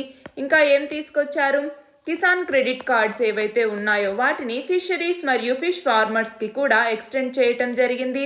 అలాగే ఇంకా ఏమేమి తీసుకొచ్చారు, మెరైన్ ప్రోడక్ట్స్ ఎక్స్పోర్ట్ డెవలప్మెంట్ అథారిటీని ఏర్పాటు చేయటం జరిగింది. అలాగే మెరైన్ ఫిషరీస్ బిల్ని కూడా తీసుకురావటం జరిగింది. అలాగే సీవీడ్ పార్క్ని కూడా ఏర్పాటు చేస్తూ ఉన్నారు. మల్టీపర్పస్ సీవీడ్ పార్క్ అన్నమాట. ఈ సీవీడ్ పార్క్ని దీని కింద ఏంటి, తమిళనాడులో దీన్ని తీసుకురావటం జరిగింది. దీని కింద క్వాలిటీ సీవీడ్ బేస్డ్ ప్రోడక్ట్స్ని హబ్ అండ్ స్పోక్ మోడల్లో డెవలప్ చేయటం జరుగుతుంది. మనం చూస్తే ఈ ఫిషరీస్ సెక్టార్ని మనం సన్ రైజ్ సెక్టార్ అనేసి పిలుస్తూ ఉంటాము. అంటే ఏంటి, ఇది ఈక్విటబుల్ మరియు ఇంక్లూజివ్ గ్రోత్ వైపుగా దీనికి ఒక ఇమ్మెన్స్ పొటెన్షియల్ అనేటటువంటిది ఉంది అన్నటువంటి లక్ష్యంతో ఫిషరీస్ సెక్టార్ని సన్ రైజ్ సెక్టార్గా చెప్తూ ఉంటాము. ఇండియా అన్నటువంటిది ఈ ఫిషెస్కి సంబంధించి 4th లార్జెస్ట్ ఎక్స్పోర్టర్గా ఉంది. అలాగే గ్లోబల్ ఫిష్ ప్రొడక్షన్లో 7.7% ఇది కలిగి ఉంది. ప్రస్తుతం దాదాపు 2.8 కోట్ల మంది పీపుల్కి ఈ ఫిషరీస్ సెక్టారే లైవ్లీహుడ్ ఆపర్చునిటీస్ని కలిగిస్తూ ఉంది. మనం చూస్తే 2019-20 ఎకనామిక్ సర్వే ఆఫ్ ఇండియా ఆధారంగా 58% మన కంట్రీలో ఇన్లాండ్ పొటెన్షియల్ అన్నటువంటిది ఇప్పటి వరకు కూడా ఉంది. అంటే మన దేశంలో అన్రియలైజ్డ్ పొటెన్షియల్ ఎక్కువగా ఉంది. అంతేకాకుండా ప్రైమరీ ప్రొడ్యూసింగ్ సెక్టార్స్లో ఫిషరీస్ అన్నటువంటిది ఫాస్టెస్ట్ గ్రోయింగ్ సెక్టార్గా ఉంది. కాబట్టి చాలా ఆపర్చునిటీస్ని ఇది కలిగి ఉంది. కాబట్టి ఈ బెనిఫిట్స్ని మనం మ్యాక్సిమైజ్ చేసుకోవాలి. ఈ బిజినెస్ సొల్యూషన్స్ని మంచిగా స్కేలప్ చేసుకుని టెక్నాలజికల్ బ్రేక్ త్రూస్ని తీసుకొచ్చి ప్రొడక్షన్ని పెంచాలి, ప్రొడక్టివిటీని పెంచాలి, ఫిషరీస్ వాల్యూ చైన్ యొక్క ఎఫిషియన్సీని పెంచాల్సిన అవసరం అనేది ఉంది. మన నెక్స్ట్ ఆర్టికల్ వచ్చేసి సోలార్ వేస్ట్కి సంబంధించి. మనం చూస్తే national solar energy federation of India అన్నటువంటిది మన దేశంలో దాదాపు ఈ సోలార్ వేస్ట్కి సంబంధించి 2030 నాటికల్లా మొత్తం 34,600 టన్నుల క్యుములేటివ్ సోలార్ వేస్ట్ని జనరేట్ చేస్తుంది అన్నట్టుగా అంచనా వేసింది. ఒక రిపోర్ట్ని ఇవ్వటం జరిగింది. అయితే ఇండియా అన్నటువంటిది సోలార్ వేస్ట్ మేనేజ్మెంట్ పాలసీని కలిగి లేదు, కానీ సోలార్ పవర్ ఇన్స్టలేషన్ టార్గెట్స్ని మాత్రం కలిగి ఉంది. అంటే అన్ని సోలార్ ఎనర్జీ స్టేక్ హోల్డర్స్ ఏవైతే ఉన్నాయో మన దేశంలో దానికి అంబ్రెలా ఆర్గనైజేషన్గా ఈ national solar energy federation of India అన్నటువంటిది పనిచేస్తుంది. అంతేకాకుండా ఇది ఒక నేషనల్ ప్లాట్ఫామ్గా, అంటే సోలార్ ఎనర్జీ గ్రోత్కి సంబంధించి దానికి సంబంధించిన అన్ని ఇష్యూస్ని అడ్రస్ చేసేటటువంటి ఒక నేషనల్ ప్లాట్ఫామ్గా, ఒక పాలసీ అడ్వొకసీగా ఇది పనిచేస్తుంది. అయితే సోలార్ వేస్ట్ అనేసి దేన్ని పిలుస్తాము, సోలార్ ప్యానెల్స్ ఏవైతే డిస్కార్డ్ చేస్తామో దాని నుంచి జనరేట్ అయ్యే ఎలక్ట్రానిక్ వేస్ట్ని మనం సోలార్ వేస్ట్ అనేసి పిలుస్తాము. అంటే మన దేశంలో దీన్ని ఒక స్క్రాప్గా అమ్ముతూ ఉంటారు. దానివల్ల ఏంటి, నెక్స్ట్ డికేడ్ కల్లా దాదాపు ఇది 4 రెట్లు పెరుగుతుంది అన్నట్టుగా ఈ రిపోర్ట్ చెప్తోంది. మనం చూస్తే మన ఈ డికేడ్ కంప్లీట్ అయ్యేసరికి మనము చాలా సోలార్ వేస్ట్ ప్రాబ్లమ్స్ని ఎదుర్కోవాల్సి వస్తుంది. అంతేకాకుండా మనం చూస్తే సోలార్ ప్యానెల్స్కి 20 నుంచి 25 సంవత్సరాల లైఫ్ అనేది ఉంటుంది. అయితే దాని తర్వాత వేస్ట్ అనేటటువంటిది చాలా వరకు ఒక ప్రాబ్లంగా మారుతుంది. అయితే ఫోటోవోల్టాయిక్ సెల్స్ ఏవైతే ఉన్నాయో అవి గ్లోబల్ ఎలక్ట్రిసిటీలో కేవలం 3% మాత్రమే జనరేట్ చేస్తాయి. కానీ వరల్డ్ యొక్క టెరీలియంలో దాదాపు 40% కన్జ్యూమ్ చేస్తాయి. అలాగే వరల్డ్ యొక్క సిల్వర్లో 15% కన్జ్యూమ్ చేస్తాయి. అలాగే అంటే సెమీ కండక్టర్కి సంబంధించి ఎక్కువగా దానికి సిగ్నిఫికెంట్ అమౌంట్ అనేది కావాలి. అలాగే 2030 నాటికి $450 మిలియన్ సంబంధించి సోలార్ ప్యానెల్స్ యొక్క రా మెటీరియల్ మార్కెట్ వాల్యూ చేరుకుంటుంది అన్నట్లుగా అంచనా. అయితే మనం చూస్తే చాలా దేశాల్లో ఈ సోలార్ వేస్ట్ని ఎలా హ్యాండిల్ చేస్తున్నారు అన్నటువంటిది మనం తెలుసుకోవాలి. యూరోపియన్ యూనియన్లోకి వచ్చేసరికి ఏం చేస్తారు, డిస్ట్రిబ్యూటర్స్ లేదా మ్యానుఫ్యాక్చరర్స్ ఎవరైతే ఉంటారో వాళ్ళే ఈ వేస్ట్ని డిస్పోజ్ చేయాల్సినటువంటి వాళ్ళకి ఆ బాధ్యత అనేది ఉంది. అలాగే యూకేలోకి వచ్చేసరికి ఏంటి, take back and recycle scheme అన్నటువంటిది తీసుకుని రావటం జరిగింది. యుఎస్లోకి వచ్చేసరికి ఎక్స్టెండెడ్ ప్రొడ్యూసర్ రెస్పాన్సిబిలిటీ అన్నటువంటి దాన్ని వాషింగ్టన్ మరియు కాలిఫోర్నియా తీసుకొచ్చారు. అలాగే పీవీ మాడ్యూల్ మ్యానుఫ్యాక్చరర్స్ ఎవరైతే ఉన్నారో వాళ్ళు దానికి సంబంధించినటువంటి ఆ పీవీ మాడ్యూల్స్ యొక్క రీయూజ్ మరియు రీసైకిల్కి సంబంధించినటువంటి బాధ్యత వాళ్ళ మీద ఉంటుంది. అలాగే ఆస్ట్రేలియా, జపాన్, సౌత్ కొరియా వీటన్నింటిలో కూడా ఈ పీవీ వేస్ట్ ప్రాబ్లమ్స్కి సంబంధించి ఒక డెడికేటెడ్ లెజిస్లేషన్స్ని తీసుకొచ్చారు. అలా మన దేశంలో కూడా ఒక స్ట్రాంగ్ ఈ వేస్ట్ లేదా రెన్యూవబుల్ ఎనర్జీ వేస్ట్ లాస్ని మనం తీసుకురావాలి. అలాగే ఇన్ఫ్రాస్ట్రక్చర్ని మంచిగా డెవలప్ చేయాలి. ఇన్వెస్ట్మెంట్స్ అనేవి మనకి కావాలి. ఎనర్జీ మరియు వేస్ట్ సెక్టార్కి మధ్య కోఆర్డినేషన్ని ఎఫిషియెంట్గా హ్యాండిల్ చేయాలి. అలాగే ఎన్విరాన్మెంటల్ డిస్పోజల్ మరియు రీసైక్లింగ్కి సంబంధించి డిస్కమ్స్ అలాగే గవర్నమెంట్ ఇవన్నీ కూడా ప్రాజెక్ట్ డెవలపర్స్తో సైన్స్ అనేవి చేయించుకోవాలి. అలాగే ల్యాండ్ ఫిల్స్ మీద బ్యాన్ చేయాలి. బిజినెస్ ఇన్సెంటివ్స్ని ఇవ్వాలి. రీసెర్చ్ మరియు డెవలప్మెంట్ని మరింతగా చేపట్టాలి. ఇలాంటి ఇనిషియేటివ్స్ అన్నింటినీ మన భారతదేశం తీసుకురావాలి. మనం చూస్తే ఆల్రెడీ ఈపీఆర్ నోటిఫికేషన్ డ్రాఫ్ట్ నోటిఫికేషన్ని తీసుకొచ్చాము. అలాగే ప్లాస్టిక్ వేస్ట్ మేనేజ్మెంట్ అమెండ్మెంట్ రూల్స్ని తీసుకొచ్చాము. ఈ వేస్ట్ మేనేజ్మెంట్ రూల్స్ని తీసుకొచ్చాము. ఈ వేస్ట్ మేనేజ్మెంట్ అమెండ్మెంట్ రూల్స్ని మళ్ళీ 2018లో తీసుకొచ్చాము. సెంట్రల్ పొల్యూషన్ కంట్రోల్ బోర్డ్ అన్నటువంటి దాన్ని మనం ఏర్పాటు చేయటం జరిగింది. అయితే ఇలాంటి ఇనిషియేటివ్స్ ఏవైతే ఉన్నాయో వీటన్నింటినీ మనం ఎఫెక్టివ్గా తీసుకెళ్లాల్సిన అవసరం అనేది ఉంది. మన నెక్స్ట్ ఆర్టికల్ వచ్చేసి ఇండియాస్ రూఫ్ టాప్ సోలార్ ప్రోగ్రామ్కి సంబంధించినటువంటి ఛాలెంజెస్ గురించి. ప్రస్తుతం union ministry of new and renewable energy ఏదైతే ఉందో దీనికి సంబంధించినటువంటి వెబ్సైట్లో డేటా అవైలబుల్గా ఉన్నటువంటి దాని ప్రకారం చూస్తే 2021 అక్టోబర్ నాటికి 6 గిగావాట్ల రూఫ్ టాప్ సోలార్ పవర్ అన్నటువంటి దాన్ని మనము ఇన్స్టాల్ చేయటం జరిగింది ఈ రూఫ్ టాప్ సోలార్ స్కీమ్ కింద. అయితే ఈ రూఫ్ టాప్ సోలార్ అనేటటువంటిది ఏంటి? ఇది ఒక ఫోటోవోల్టాయిక్ సిస్టమ్. దీని కింద ఏంటి, సోలార్ ప్యానెల్స్ ద్వారా ఎలక్ట్రిసిటీ జనరేషన్ అన్నటువంటిది జరుగుతుంది. ఈ రూఫ్ టాప్ అన్నటువంటి దాన్ని అటు రెసిడెన్షియల్ మరియు కమర్షియల్ బిల్డింగ్స్ లేదా దేన్నైనా ఒక స్ట్రక్చర్ మీద ఏర్పాటు చేస్తారు. ఈ రూఫ్ టాప్ సిస్టమ్స్ అంటే ఏంటి? ఇవి మనం చూస్తే గ్రౌండ్ మౌంటెడ్ ఫోటోవోల్టాయిక్ స్టేషన్స్తో కంపేర్ చేస్తే ఇవి చాలా చిన్నవిగా ఉంటాయి. అంతేకాకుండా వీటి యొక్క కెపాసిటీస్ కూడా మెగావాట్ రేంజ్లోనే ఉంటాయన్నమాట. అయితే ఈ రూఫ్ టాప్ పీవీ సిస్టమ్స్ ఏవైతే రెసిడెన్షియల్ బిల్డింగ్స్ మీద ఏర్పాటు చేస్తారో ఇవి కేవలం 5 నుంచి 20 కిలోవాట్ల కెపాసిటీని మాత్రమే కలిగి ఉంటాయి. అదే కమర్షియల్ బిల్డింగ్స్ అనుకోండి, అవి దాదాపు 100 కిలోవాట్లు లేదా అంతకన్నా ఎక్కువగా కూడా దాని యొక్క కెపాసిటీని కలిగి ఉంటాయి. ఈ రూఫ్ టాప్ సోలార్ స్కీమ్ ఏదైతే ఉందో దీని కింద 2022 నాటికల్లా 40 గిగావాట్ల ఆ కెపాసిటీని మనం రీచ్ అవ్వాలి అన్నటువంటి లక్ష్యంతో దీన్ని తీసుకొచ్చారు. అయితే మనం చూస్తే 100 గిగావాట్ల సోలార్ పవర్ని 2022 నాటికి అచీవ్ చేయాలి అన్నటువంటి లక్ష్యంతో ఇండియా ఒక టార్గెట్ని పెట్టుకుంది. అయితే ఈ రిపోర్ట్ని రిలీజ్ చేసిన తర్వాత సెప్టెంబర్ 21 నాటికి ఈ లాక్డౌన్స్ వల్ల ఈ రెన్యూవబుల్ ఎనర్జీ ఇన్స్టాలేషన్స్ అన్నటువంటిది చాలా స్లో డౌన్ అయింది. దాంతో ఇండియా యొక్క ఈ 2022 టార్గెట్ ఏదైతే ఉందో దీంట్లో మనం వెనుకబడిపోయాము. అయితే మనకి దీనికి సంబంధించి రూఫ్ టాప్ సోలార్ ప్రోగ్రాంలో చాలా ఛాలెంజెస్ కూడా ఉన్నాయి. అవి ఏంటి? ఫ్లిప్ ఫ్లాపింగ్ పాలసీస్ అంటే ఏంటి? సడన్గా ఆ పాలసీలో చేంజెస్ అనేవి తీసుకురావటం, దానివల్ల అది ఒక మేజర్ హర్డల్గా దానికి మారుతోంది.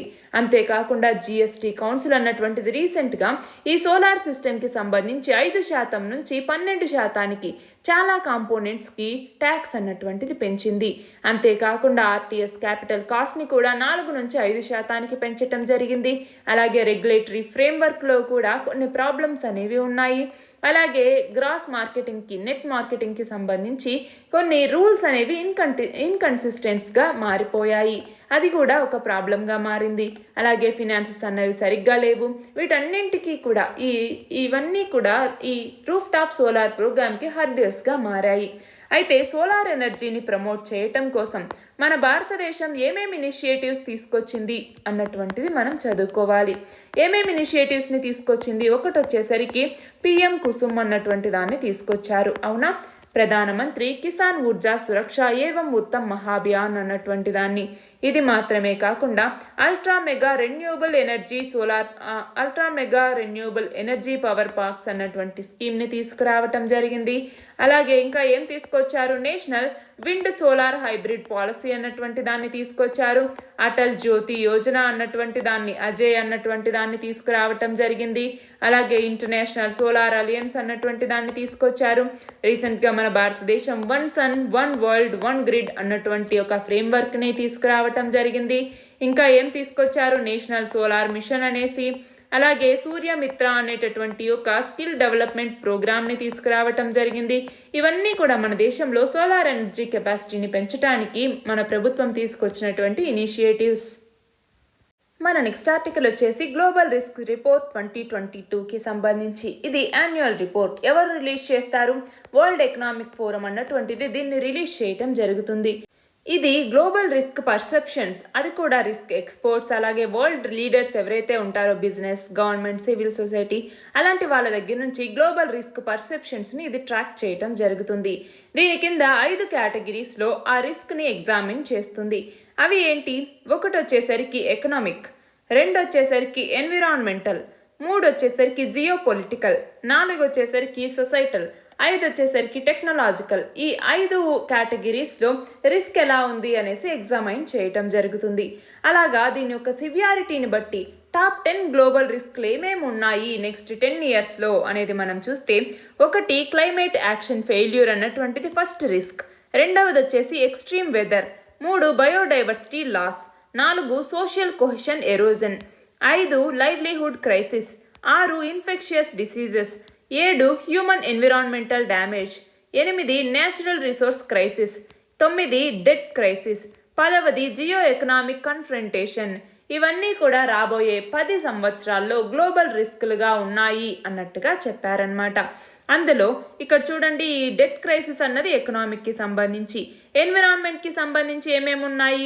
Human environmental damage, natural resource crisis, biodiversity loss, extreme weather, climate action failure.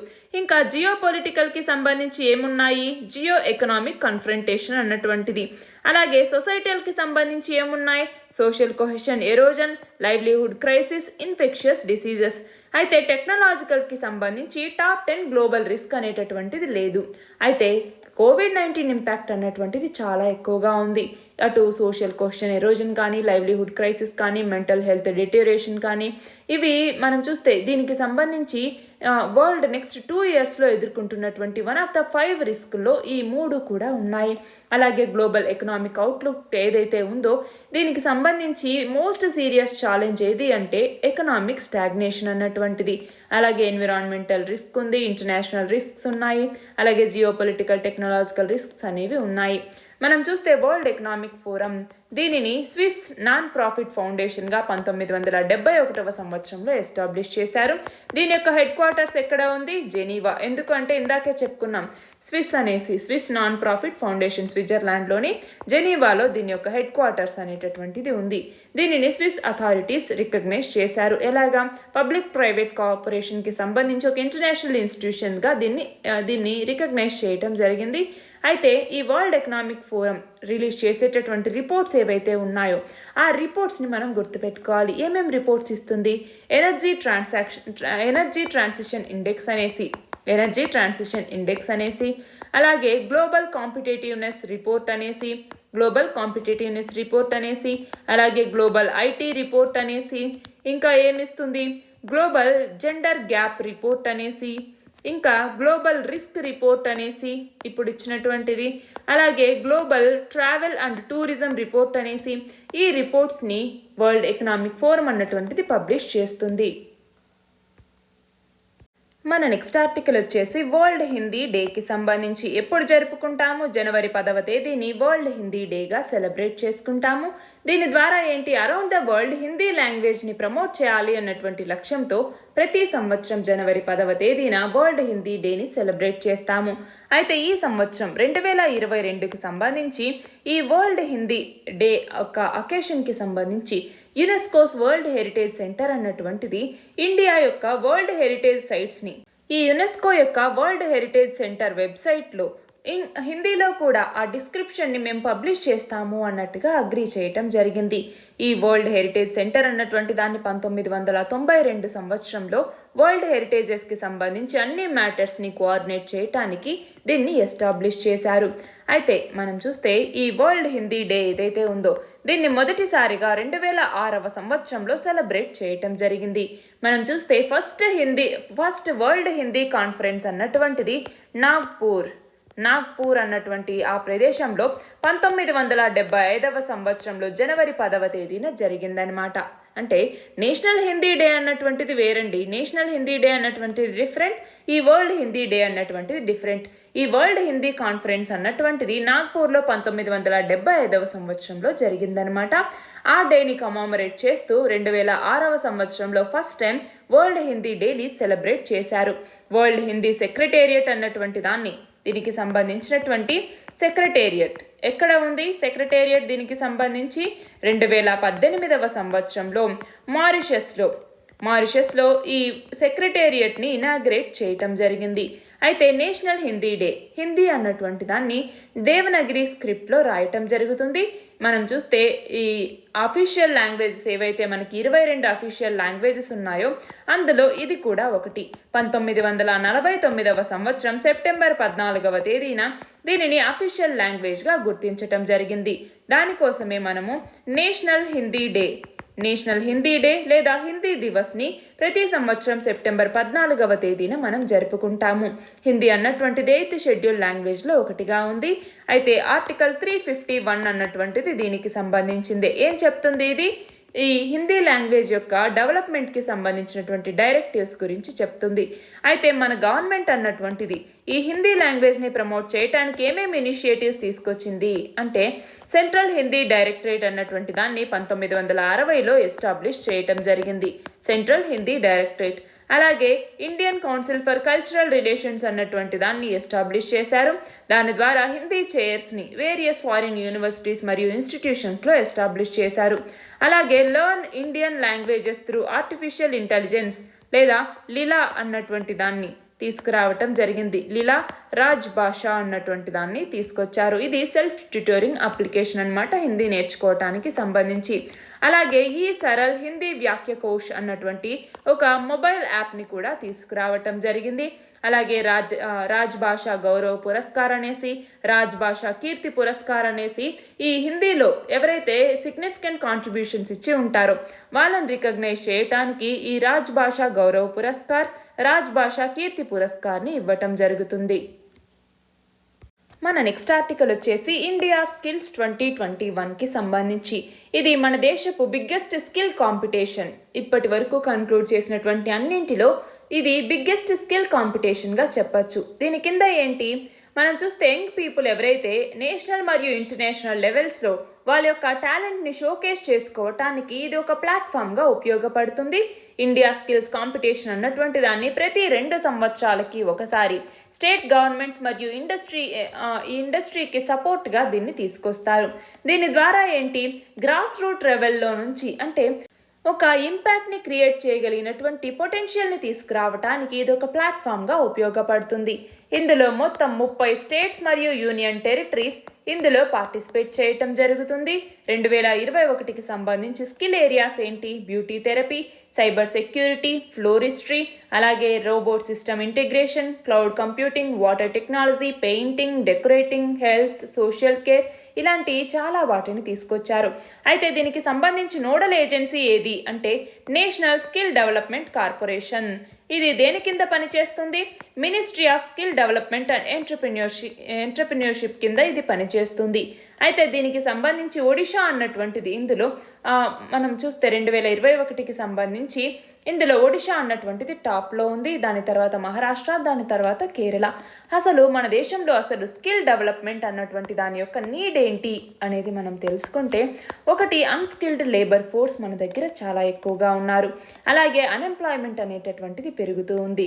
అలాగే మన ఎకానమీకి కాంట్రిబ్యూషన్ చేసేటటువంటి పొటెన్షియల్ దీనికి ఉంది. కాబట్టి స్కిల్ డెవలప్మెంట్ అన్నటువంటిది చాలా ఇంపార్టెంట్. దీనికోసం మనం చాలా ఇనిషియేటివ్స్ని కూడా తీసుకురావటం జరిగింది. ఏమేమి ఇనిషియేటివ్స్ని తీసుకొచ్చాము? ఒకటి ప్రధానమంత్రి కౌశల్ వికాస్ యోజన అనేసి, రెండవది వచ్చేసి రికగ్నిషన్ ఆఫ్ ప్రియార్ లెర్నింగ్ అనేసి, అలాగే నేషనల్ కెరీర్ సర్వీస్ ప్రాజెక్ట్ అనేసి, ఇంకా ఏమేమి తీసుకొచ్చారు? సంకల్ప్ అన్నటువంటి ఒక ఇనిషియేటివ్ని తీసుకొచ్చాము. సంకల్ప్ అంటే skills acquisition and knowledge awareness for livelihood అనేసి పిలుస్తాము. ఇంకా ఏం తీసుకొచ్చాము? యువ అన్నటువంటి స్కీమ్ని తీసుకొచ్చాము. Young upcoming and versatile authors scheme అనేసి, అలాగే కౌశలాచార్య అవార్డ్స్ అన్నటువంటి దాన్ని కౌశలాచార్య అవార్డ్స్ అన్నటువంటి వాటిని తీసుకొచ్చాము. అలాగే శ్రేయాస్ అన్నటువంటి ఒక ఇనిషియేటివ్ని తీసుకురావటం జరిగింది. శ్రేయాస్ అంటే scheme for higher education youth in apprenticeship and skills అంటాము. అలాగే అసీమ్ అన్నటువంటి ఒక పోర్టల్ని తీసుకొచ్చారు. ఆత్మనిర్భర్ స్కిల్డ్ ఎంప్లాయర్ మ్యాపింగ్ అనేసి, అలాగే స్కిల్స్ సర్టిఫికేషన్ ఇలాంటి వాటన్నింటినీ కూడా మన భారతదేశం తీసుకొచ్చింది. మన లాస్ట్ ఆర్టికల్ వచ్చేసి రెడ్ శాండర్స్కి సంబంధించి international union for conservation of nature IUCN అన్నటువంటిది రీసెంట్గా ఈ రెడ్ శాండర్స్ లేదా రెడ్ శాండిల్వుడ్ని ఎండేంజర్డ్ కేటగిరీ దాంట్లో ఉన్నటువంటి ఐయుసిఎన్ రెడ్ లిస్ట్ ఏదైతే ఉందో ఈ ఐయుసిఎన్ రెడ్ లిస్ట్లో ఎండేంజర్డ్ కేటగిరీలోకి చేర్చటం జరిగింది. మనం చూస్తే 2018 సంవత్సరంలో దీన్ని నియర్ థ్రెటెండ్ కేటగిరీలోకి మార్చడం జరిగింది. దాన్ని మళ్ళీ ఇప్పుడు ఎండేంజర్డ్ కేటగిరీలోకి మార్చారు. ఈ స్పీషీస్ ఏదైతే ఉందో టెరోకార్పస్ శాంటాలినస్ అనేటటువంటి ఈ స్పీషీ ఇది ఇండియన్ ఎపిడమిక్ ట్రీ స్పీషీ. మనం చూస్తే ఇది ఈస్టర్న్ ఘాట్స్ జాగ్రఫికల్ రేంజ్లోనే ఇది రెస్ట్రిక్ట్ అయి ఉంది. మనం చూస్తే ఆంధ్రప్రదేశ్, నార్త్ తమిళనాడులోనే ఇది ఎక్కువగా పెరుగుతుంది. అయితే రెడ్ శాండర్స్ మనం చూస్తే రాకీ, డిగ్రేడెడ్, ఫాలో ల్యాండ్స్ ఏదైతే రెడ్ సాయిల్ కలిగి ఉన్నాయో హాట్ అండ్ డ్రై క్లైమేట్లోనే ఇవి ఎక్కువగా పెరుగుతాయి. అయితే దీనికి థ్రెట్ అనేటటువంటిది చాలా ఉంది. మనం చూస్తే ఏమేం థ్రెట్స్ ఉన్నాయి దీనికి అంటే ఒకటి స్మగ్లింగ్ అన్నటువంటిది, రెండవది దీనికి చాలా థెరప్యూటిక్ ప్రాపర్టీస్ ఉన్నాయి కాబట్టి దీనికి గ్లోబల్గా అక్రాస్ ద ఏరియా కానీ పర్టికులర్గా చైనా, జపాన్ వీటిలో కాస్మెటిక్స్లోను, మెడిసినల్ ప్రోడక్ట్స్లోను, ఫర్నిచర్ తయారు చేయటం, వుడ్ క్రాఫ్ట్, మ్యూజికల్ ఇన్స్ట్రుమెంట్స్ వీటిలో చాలా డిమాండ్ అనేది ఉంది. అయితే దీని యొక్క ప్రొటెక్షన్ స్టేటస్ అనేది ఎలా ఉంది అనేసి మనం చూస్తే ఐయుసిఎన్ రెడ్ లిస్ట్లో ఎండేంజర్డ్ కేటగిరీలో ఉంది. అలాగే సైట్స్ అన్నటువంటి కన్వెన్షన్ ఏదైతే ఉందో ఈ సైట్స్లో అపెండిక్స్ 2లో ఇది ఉందన్నమాట. అలాగే మన భారతదేశానికి సంబంధించి వైల్డ్ లైఫ్ ప్రొటెక్షన్ యాక్ట్ ఏదైతే 1972లో తీసుకొచ్చారో దీని కింద కూడా షెడ్యూల్డ్ 2లో ఈ రెడ్ శాండర్స్ లేదా రెడ్ శాండిల్వుడ్ అనేటటువంటిది ఉంది. అయితే దీనికి సంబంధించి డిసీజ్ అన్నటువంటిది శాండిల్వుడ్ స్పైక్ డిసీజ్ అన్నటువంటిది ఉంది. ఇది ఒక ఇన్ఫెక్షియస్ డిసీజ్. దీనిని ఫైటోప్లాస్మా అన్నటువంటిది కాజ్ చేస్తుంది. ఫైటోప్లాస్మా అన్నటువంటిది బ్యాక్టీరియల్ పారాసైట్స్ అన్నమాట. ఇవి ఇన్సెక్ట్ వెక్టార్స్ ద్వారా ట్రాన్స్మిట్ అవుతూ ఉంటాయి. అయితే ఈ ఇన్ఫెక్షన్కి ఇప్పటి వరకు కూడా క్యూర్ అన్నటువంటిది లేదు. ఈ డిసీజ్ని ఫస్ట్ టైం 1899 సంవత్సరంలో కర్ణాటకలోని కొడగు డిస్ట్రిక్ట్లో ఫస్ట్ టైం రిపోర్ట్ చేశారు. దాదాపు 1 మిలియన్ శాండిల్వుడ్ ట్రీస్ని కొడగు మరియు మైసూర్ రీజియన్లో 1903 నుంచి 1916 మధ్య రిమూవ్ చేయటం జరిగిందనమాట. అయితే ఈ వుడ్ని మెయిన్గా మన ఇండియాలో నుంచి బయటికి తీసుకెళ్ళటానికి నార్త్ ఈస్ట్ లేదా భూటాన్ని ఎక్కువగా ఉపయోగిస్తూ ఉంటారు. ఇవి ఈ week important articles. All the very best and thank you very much.